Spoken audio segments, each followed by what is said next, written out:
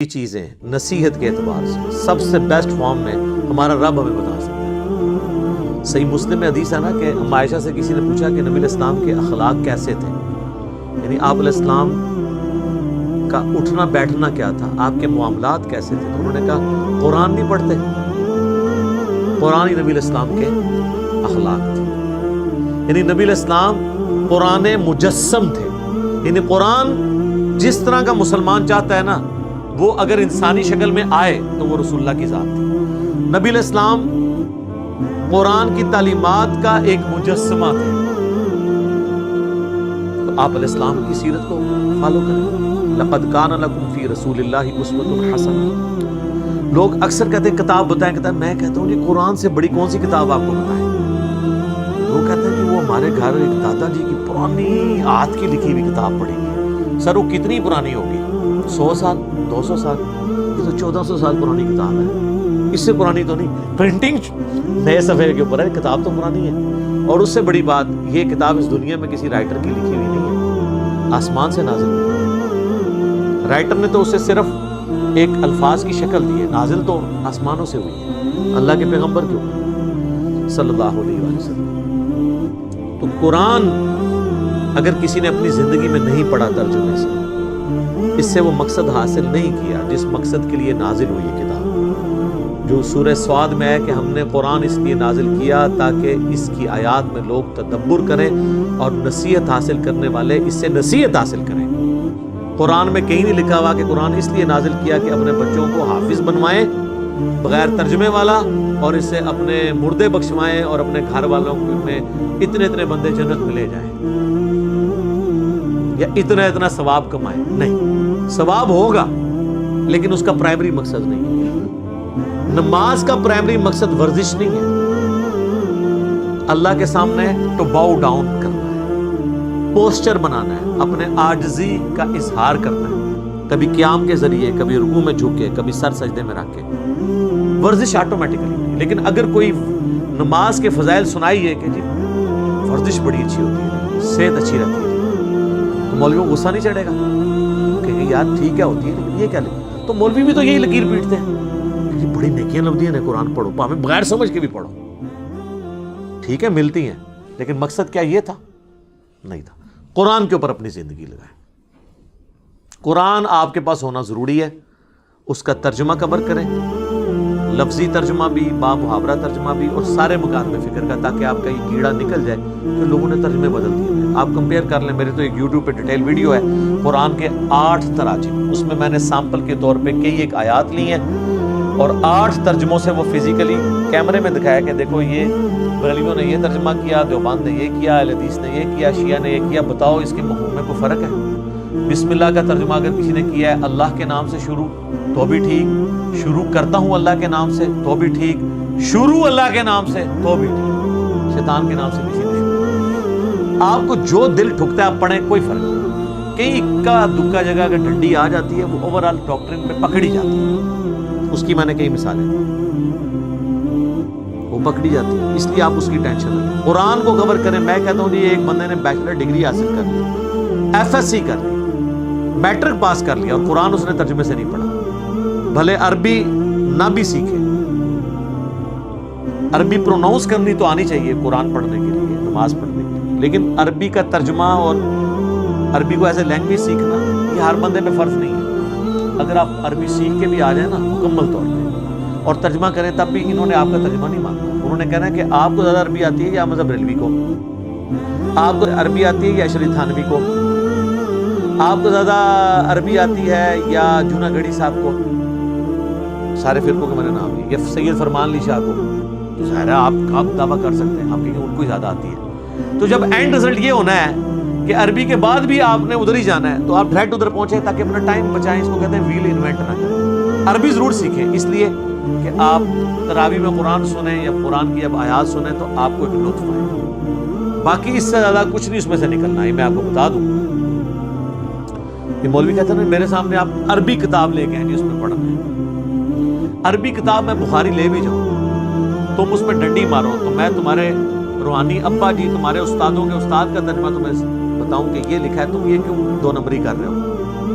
اس کا عربی سے اردو کا ترجمہ مانا جائے گا یا تیرا مانا جائے گا بھائی؟ وہ بھی نہیں جرت کرے گا. کوئی بریلوی جرت نہیں کرے گا کہ میں احمد صاحب بریلوی سے بہتر قرآن کا ترجمہ کر سکتا ہوں. تو لوگ کہتے ہیں نا کہ علی جو ہے وہ علماء سے متنفر کروانا. نہیں سر، میں ہی تو کہتا ہوں علماء سے پوچھیں، بلکہ پوچھیں ان علماء سے، بلکہ پنجابی پوچھو انہوں کدھر لکھا ہے. میں نے کبھی آپ کو ترجمہ اپنا لکھ کے تھمایا؟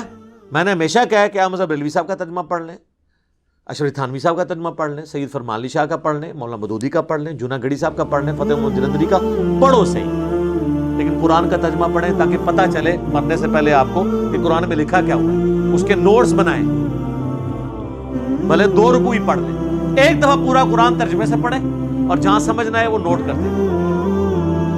یہ نہیں کہ ادھر ہی پھانس کے بیٹھ جائیں. پھر آپ جو پوائنٹس ان اٹینڈڈ تھے اس کے لیے آپ قرآن کی تفسیر پڑھیں. پہلے تفسیر نہ پڑھیں، اس میں مولوی گھسا پڑیں. اس کے بعد ایک تفسیر نہ پڑھیں، مختلف تفاسیر پڑھیں اور آپ کو پتہ چل جائے گا کہ ہر ایک بات ایک ہی کر رہا ہوگا، بس کوئی ادھر سے کان پکڑا ہے کوئی ادھر سے، اور جو بالکل ڈنڈی مارا ہے وہ آپ کو پتہ چل جائے گا یہ تو اس میں سے نکلتی نہیں ہے.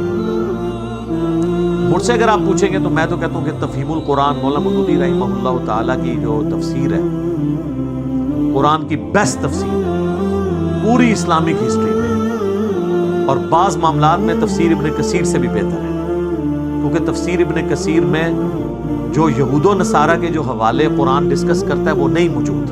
مودودی صاحب نے محنت کر کے تورات اور انجیل سے وہ حوالے بھی تلاش کیے، اور اس لیول تک میں آپ کو سامپل کے طور پہ کہتا ہوں کہ آپ دنیا کے کسی مفسر کی سورہ یوسف کی تفسیر پڑھ لیں اور اینڈ پہ تفہیم القرآن میں سورہ یوسف کی تفسیر پڑھیں. بیان القرآن میں ڈاکٹر اسرار صاحب نے ویڈیو میں ریکارڈ کروایا کہ میں قرآن کی طرف آیا ہی ہوں صرف سورہ یوسف کی تفسیر پڑھ کے. مولانا مودودی کی، میں میٹرک کا اسٹوڈنٹ تھا ان دنوں، جو جماعت اسلامی کا رسالہ ترجمان القرآن نکلتا تھا، اب ان کا وہ مکتبہ ہے ترجمان القرآن، اس میں مودودی صاحب کی تفسیر تفہیم القرآن ابھی مکمل بنی نہیں تھی، وہ ساتھ ساتھ لکھ رہے تھے تو وہ مہینے میں پرنٹ ہو کے آتی تھی، اور میں اور میرا بھائی جو ہے وہ بیٹھ کے نا اس کا آپس میں دورہ کرتے تھے. بلکہ وہ تو کہتے ہیں اس وقت ہم نے مورچے کھودے ہوئے تھے اپنے لوگوں کی حفاظت کے لیے، کیونکہ پارٹیشن کا وقت تھا، تو مورچوں میں بیٹھ کے ہم وہ رسالہ پڑھتے تھے، اور اس کی وجہ سے میرا قرآن کی طرف شغف ہوا. ڈاکٹر اسرار صاحب کرامت ہے مودودی صاحب کی، اس رسالے میں صرف سورہ یوسف کی تفسیر کی. سر سورہ یوسف کی تفسیر پڑھیں. سورہ یوسف میں حضرت یوسف علیہ السلام کی بایوگرافی جو آئی ہے یہ یونیک صورت ہے. یہی بایوگرافی آپ کو تورات میں بھی ملے گی، لیکن کئی جگہ واقعات مختلف ہوں گے. مولانا مودودی ان دونوں کو کمپیئر کرتے ہیں اور ثابت کرتے ہیں کہ یہ قرآن کا واقعہ درست ہے، تورات والا واقعہ اس لاجک کے اوپر غلط ماننا پڑے گا، وہ آپس میں کنٹراڈکٹ کرتا ہے. یہ وہ کمپیریزن کرواتے ہیں، جہاں سٹیٹمنٹ ملتی ہے اس کے اوپر ڈسکشن کرتے ہیں. پھر قرآن جب بات کرتا ہے نا تورات اور انجیل کے حوالوں کی کہ تورات لے کے آؤ، اس میں دیکھو یہ ہے، تمہاری کتاب میں ہی لکھا ہے، تو ابن کثیر تو ہمیں نہیں بتاتے کہ وہ کہاں لکھا ہوا ہے، لیکن مودودی صاحب وہ سارے حوالے لے کے آتے ہیں. اور یہ بھی اپنا کیڑا نکال دیں کہ مودودی صاحب نے اپنی رائے سے تفسیر کی ہے، نہیں، وہ درجنوں احادیث کے حوالے دیتے ہیں، ابو داؤد، ترمذی، نسائی، ابن ماجہ، اور مشکات شریف چونکہ وہ بہت پروموٹ کرتے تھے اپنے زمانے میں بھی. مشکات جس نے پڑھی ہوئی ہے اس کو تو آلموسٹ ہر مسئلے کے اوپر احادیث پتہ چل جاتی ہے، وہ باقاعدہ کوٹ کرتے ہیں کہ جی یہ اس کانٹیکسٹ میں یہ حدیثیں ہیں، باقاعدہ وہ بحث میں لے کے آتے ہیں، حدیثیں بھی وہ کوٹ کرتے ہیں، ائمہ کے اقوال بھی کوٹ کرتے ہیں اختلاف. بعض علماء نے کہا جی وہ اینڈ میں جا کے کہتے ہیں میں یہ کہتا ہوں، تو مودودی صاحب نے تفسیر اپنی رائے سے کی. نہیں سر ایسا نہیں ہے، وہ قرآن سے تفسیر کرتے ہیں قرآن کی، اس کے بعد احادیث سے کرتے ہیں، وہاں بھی رضال نہ ہو پھر ائمہ کے اقوال لے کے آتے ہیں، اور اقوال میں بھی جو اختلاف ہوتا ہے تو اینڈ پہ جا کے وہ کہتے ہیں کہ میں یہ کہتا ہوں کہ فلاں امام نے جو بات سمجھی ہے وہ قرآن و سنت کے سب سے زیادہ قریب ہے. تو وہ اپنی بات کر رہے ہوتے ہیں. مجھے پورے تفہیم القرآن میں بتائیں کہ کسی ایک جگہ انہوں نے کہا ہو کہ یہ قرآن میں اور احادیث میں اور ائمہ کے سارے اقوال غلط ہیں. مجھے آج سمجھ آیا اس کی تفسیر ہی ہے، کوئی ایک والا بتائیں. تو یہ تو آپ سارے کر رہے ہوتے ہیں. بریلویوں نے احمد بریلوی کی توجیحات مانی ہے نا، باقی سب کا تو انکار کر دیا. تو ہم یہ کہیں گے کہ بریلویوں نے خود ساختہ کی ہے، یہ کہیں گے میں نے حافظ بریلوی پہ رلائے کی. تو مودودی صاحب بھی اگر کسی مسئلے میں کہتے ہیں یہاں پہ شوافے درست ہیں، یہاں پہ حنابلہ درست ہیں، یہاں پہ حنفی درست ہیں، یہاں پہ مالکیہ درست ہیں میرے نزدیک، تو وہ اپنے نزدیک کا مطلب یہ نہیں کہہ رہے ہوتے کہ میری یہ رائے، وہ کہتے ہیں میرے نزدیک میں نے جب کمپیئر کیا تو اس کی رائے زیادہ بہتر ہے۔ کہتے نہیں مودودی صاحب کون ہوتے ہیں ڈیسائیڈ کرنے والے کس کی رائے بہتر ہے؟ تو سر آپ نے بھی تو ڈیسائیڈ کیا ہوا ہے، آپ نے فقہ حنفی کیوں اڈاپٹ کیا ہوا ہے؟ ہر حنفی نے، آپ کے نزدیک فقہ حنفی کی رائے امام مالک، شافعی، احمد بن حنبل سے بہتر ہے، تو جب آپ ڈیسائیڈ کر رہے ہیں تو مودودی صاحب نہیں ڈیسائیڈ کر سکتے، انہوں نے کوئی نیا نظریہ پیش نہیں کیا۔ تو تفہیم القرآن ضرور پڑھیں، ہماری ویب سائٹ کے اوپر اس کی سافٹ کاپی ہے، وہ ڈاؤن لوڈ کریں، تو آپ کو جدید سائنٹیفک جو اعتراضات ہیں وہ بھی اس میں کور ہوئے ہوئے ہیں، اور پرانے جو اختلافات ہیں وہ بھی کور ہوئے ہیں، اور بعض تو اتنے مشکل تفسیر کے ایشوز تھے جو مودودی صاحب نے ہی ریزالو کیے ہیں۔ مثلاً یہ جو حضرت خضر اور موسیٰ علیہ السلام کا واقعہ ہے، یہ آپ ذرا تفسیر پڑھیں ان کی، تخت بلقیس والا واقعہ، اس کی تفسیر ذرا مودودی صاحب کی پڑھیں، 99 دمبیوں والا جو حضرت داؤد علیہ السلام کے اوپر یہودی تہمت لگاتے تھے، وہ تفسیر آپ ذرا مودودی صاحب کی پڑھیں۔ آپ قرآن میں جتنے مشکل ٹاپک ہیں آپ کو سمجھ نہیں آتا کہ یار یہ اس میں کیا ہو رہا ہے، تو آپ کو پتہ چلے گا مولویوں کو تو ہوائی لگی ہوتی ہے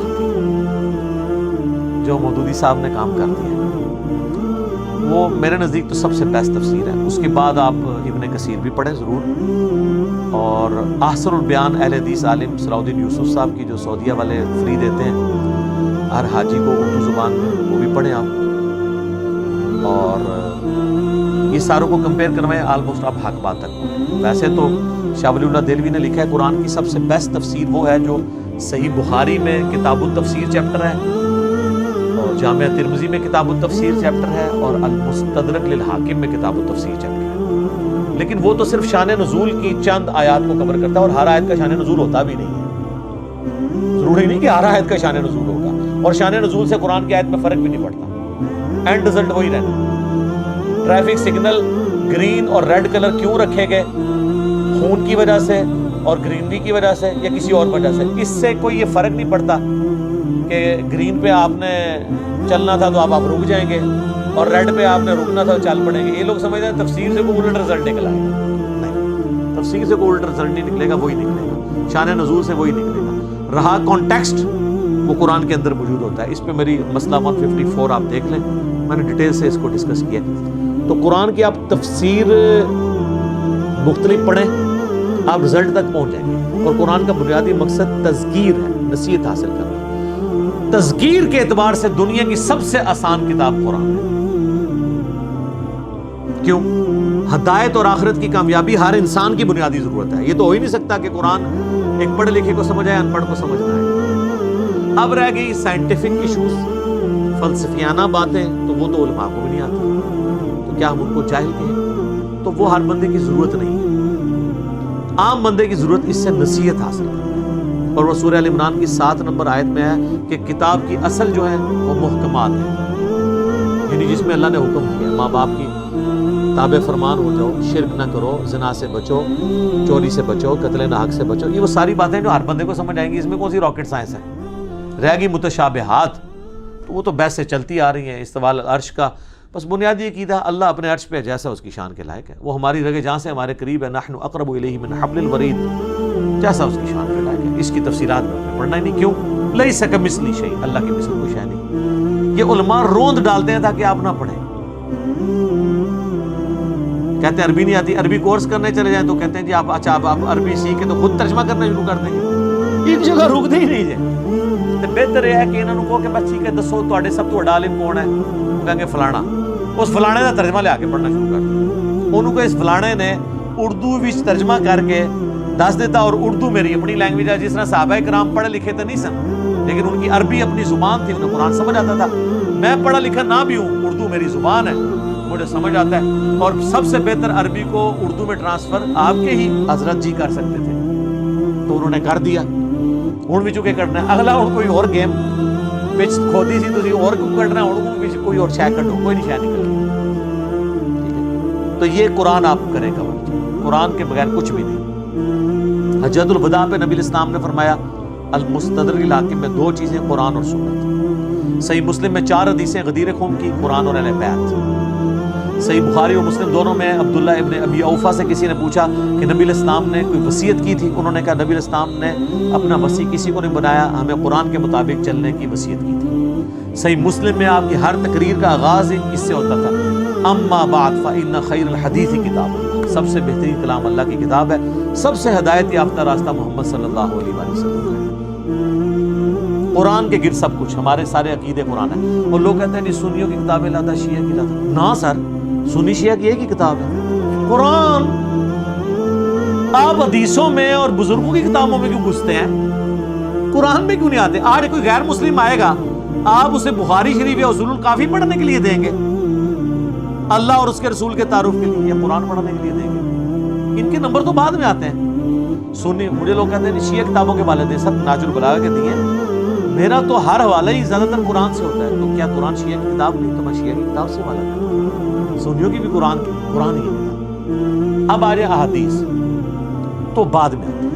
ایٹ لیسٹ اہل سنت کے لیے میں یہ ضرور ریفر کروں گا، بخاری مسلم ابو داؤد ترمذی نسائی ابن ماجہ جو ہم نے یہاں پہ رکھی ہوئی ہے، یہ سافٹ کاپیز آپ ڈاؤن لوڈ کر کے پڑھیں. اور اگر آپ نے کمبائنڈ فارم میں، مینیجیبل فارم میں ان ساری کتابوں کے نوٹس دیکھنے ہیں تو مشکات المصابیح جو میں نے نہیں لکھی، 800 سے 700 سال پہلے لکھی ہے ولی الدین تبریزی نے، اور اس کے اوپر میں نے پوری ایک ویڈیو ریکارڈ کروائی ہے کس طرح 2 سٹیجز میں کتاب امام بغوی اور ولی الدین تبریزی نے لکھی. اس میں آپ کو بخاری مسلم کے ہر چیپٹر کے سب چیپٹر میں بخاری مسلم کا چیپٹر علیحدہ ملے گا، باقی کتابوں کے علیحدہ ملیں گے. پوری ویڈیو ہے انٹروڈکشن آف مشکات. مشکات آپ ضرور ڈاؤن لوڈ کریں. اگر ہارڈ کاپی چاہیے آپ ہماری اکیڈمی میں رابطہ کریں، ہم نو پروفٹ نو لاس پہ دیتے ہیں.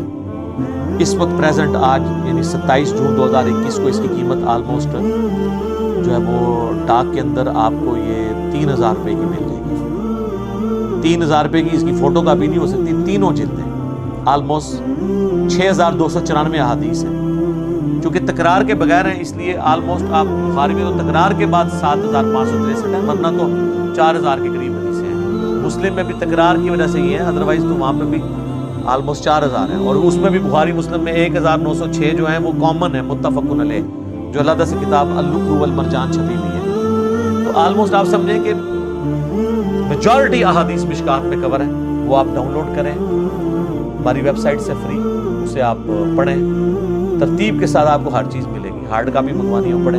لہذا قرآن بھی ہو گیا، حدیث بھی ہو گئی، اور حدیث میں آپ کو عقائد اور فقہی احکام و مسائل، وضو، غسل، نماز، نکاح، طلاق، یہ ساری ڈیٹیلز آپ کو مشکات میں احادیث سے وہ مل جائیں گی. اس کے بعد بہت کم چیزیں رہ جائیں گی، اس کے لیے آپ ہماری ویڈیوز دیکھیں، قرآن کی تفسیر ہماری بھی دیکھیں. آپ میں نے تو آلموسٹ تفہیم القرآن یہ سب کو میں سنی شیعہ یہ ساری تفسیریں کنسلٹ کرنے کے بعد یہ ویڈیو ریکارڈنگ کروا رہا ہوں، جس کے آلموسٹ 82 لیکچرز ہو چکے ہیں. اور اس میں نے اللہ کا شکر ہے کہ سب کچھ کور کیا.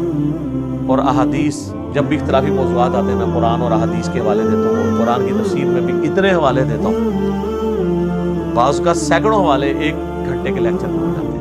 تو آپ کو مشکات میں کمبائنڈ فارم میں مل جائے گی. بخاری مسلم بھی آپ PDF ڈاؤن لوڈ کرنا چاہتے ہیں، یہ بھی انٹرنیشنل کے اوپر اویلیبل ہے، وہ منگوائیں.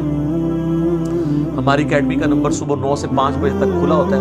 بعض کا نماز کا وقفہ یہ اس طرح ہو، 032159000162 اکیڈمی کا نمبر ہے. آپ رابطہ کریں تو انشاءاللہ تعالیٰ لوگ آپ کو انٹرٹین کریں گے. یہاں پہ یہ کتابیں ہم نے موٹی موٹی یہ ساری کتابیں رکھی ہوئی ہیں، نو پروفٹ نو لاس کے.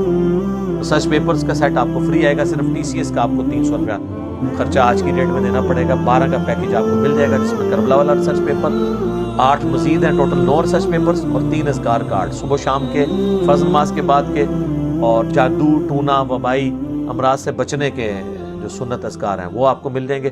یہ پورا پیکج آپ کو 300 روپے صرف ڈاک کا آپ خرچہ دیں تو آپ کے گھر TCS سب سے بیسٹ سروس اور ذمہ دار، اس کے ذریعے ہم آپ کے گھر تک پہنچائیں گے. اور یہ اب آپ کو جو مشکات ہم 3000 کی بھیج رہے ہیں، اس میں ہمارا TCS کا بھی 1200-1300 روپیہ تقریباً خرچہ شامل ہے. تو آپ یہ اندازہ کریں. ہماری اکیڈمی سے آ کے آپ لیں 2000 روپے کی آپ کو دے دیں گے، اور ریسرچ پیپر آ کے لیں تو فری لے لیں. لوگ کہتے ہیں علی بھائی نے اناؤنسمنٹ کیا ریسرچ پیپر فری. جی فری ہیں، آ جائیں یہاں پہ. جب TCS میں منگوائیں گے تو TCS کا تو خرچہ آپ نے دینا ہے نا. ریسرچ پیپر فری آئیں گے، پھر بھی TCS کا آپ 300 دے دیں. آپ جا کے TCS کا ریٹ پوچھ لیں تو آپ کو پتہ چل جائے گا. تو اللہ کا شکر ہے. قرآن پڑھیں, احادیث کے لیے ہے, یہ میں آپ کو ریکمینڈ کروں گا. پہلے یہ کر لیں انشاءاللہ تعالیٰ جتنی زندگی ہے مختصر, پھر اگلا تو کو سبق دیوان گے, وہ دی ضرورت ہی نہیں رہنی. آپ ان چیزوں کو کور کر لیں تو انشاءاللہ تعالیٰ آپ کے لیے آسانی ہوگی. اپنے بچوں کو بھی یہ چیزیں, ہارڈ کاپیاں بھی گھر میں موجود ہونی چاہیے. سافٹ کاپی پڑھتے بندہ تھک جاتا ہے, ہارڈ کاپیاں بھی آپ رکھیں. قرآن کے تراجم کی بھی, قرآن کی تفسیر تفہیم القرآن آپ کو ترجمان القرآن والوں سے مل جائے گی. ہم نے ہی وہ رکھی ہوئی ہے کیونکہ وہ مینیج کرنا والی مشکل ہو جاتا ہے. تو بہرحال آپ ان سے رابطہ کریں. آپ کو انشاءاللہ تعالیٰ جماعت اسلامی کا کہیں بھی پاکستان میں کوئی دفتر موجود ہے, ان کے تھرو آپ منگوا سکتے ہیں, وہ آپ کو خود دے دیں گے. تو انشاءاللہ تعالیٰ یہ وہ ساری چیزیں